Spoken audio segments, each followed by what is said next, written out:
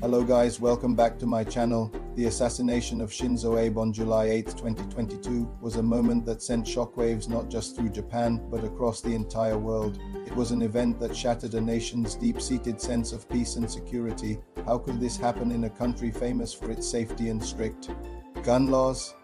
Today, we're going to explore the full story behind this tragedy, the man, the motive, and the profound impact it left behind. First, let's understand who Shinzo Abe was.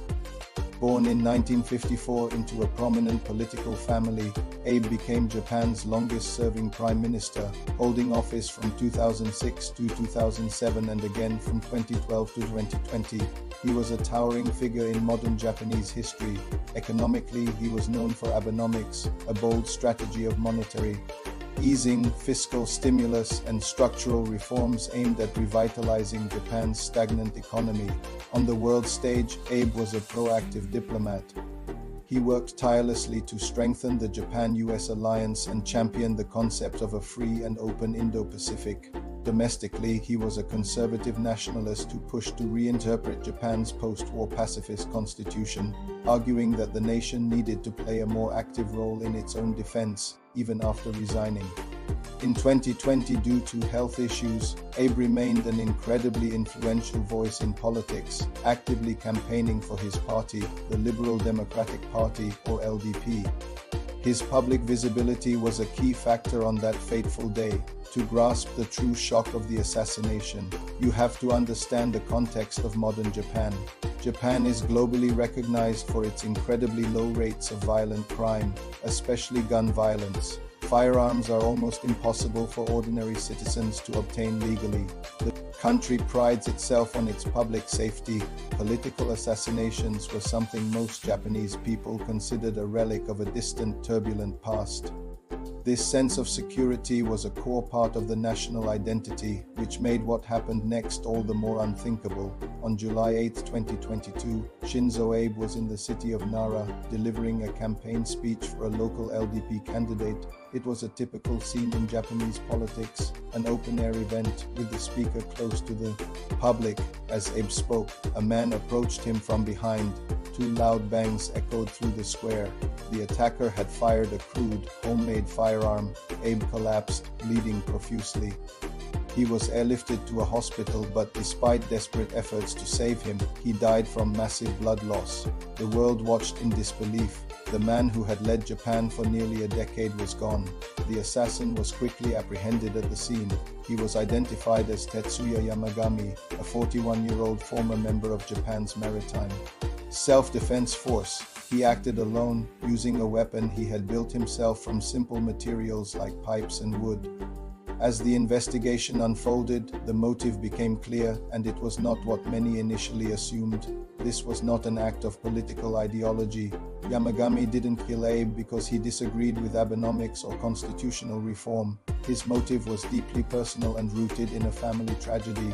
Yamagami told investigators that his mother had been a member of the Unification Church and had made massive donations to the organization over the years.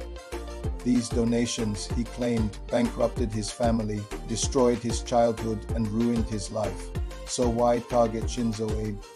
Yamagami believed Abe had connections to the Unification Church. Abe, like his grandfather, former Prime Minister Nabasu Kishi, had appeared at events linked to the church and had sent congratulatory messages. For Yamagami, Abe became a symbolic and high-profile representative of the group he blamed for his family's suffering. He had originally planned to target the church's leader but found it too difficult. So he chose Abe instead, believing his assassination would draw massive attention to the church's activities. This revelation opened a Pandora's box. The assassination forced a national reckoning with the long-standing, yet often overlooked relationship between the Unification Church and Japan's conservative political elite, particularly within the LDP.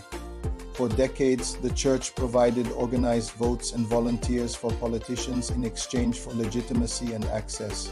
These ties were not secret, but they were rarely scrutinized by the public or the media. Yamagami's act of violence dragged this hidden relationship into the harsh light of day.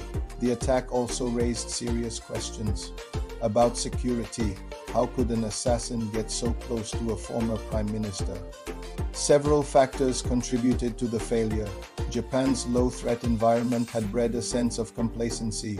Security details were smaller and less aggressive than in many other countries. Abe was speaking in an unsecured, open area, and the security team was focused on threats from the front, not from behind. Furthermore, the use of a homemade gun bypassed all assumptions tied to Japan's strict gun control laws. The security apparatus was simply not prepared for such an unconventional threat. In the aftermath, Japan's National Police Agency admitted two serious flaws and initiated a complete overhaul of VIP protection protocols. The immediate aftermath was a period of national shock and mourning. The streets of Tokyo were lined with people leaving flowers and paying their respects, but beyond the grief, a fierce public debate erupted. How could political security have failed so badly? What should be done about the influence of religious groups in politics? How could campaign events be made safer without sacrificing their open, democratic nature? Globally, condolences poured in from leaders who remembered Abe as a formidable statesman and a crucial architect of international alliances.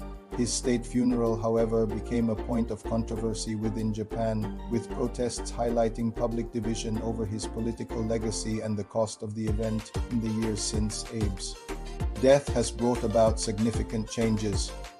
The LDP was forced to conduct an internal investigation, revealing that nearly half of its lawmakers had ties to the Unification Church. New laws were passed to regulate predatory donation practices by religious groups, offering more protection for families like Yamagami's. Security for political figures and during campaign events has been permanently tightened. The social impact has also been profound.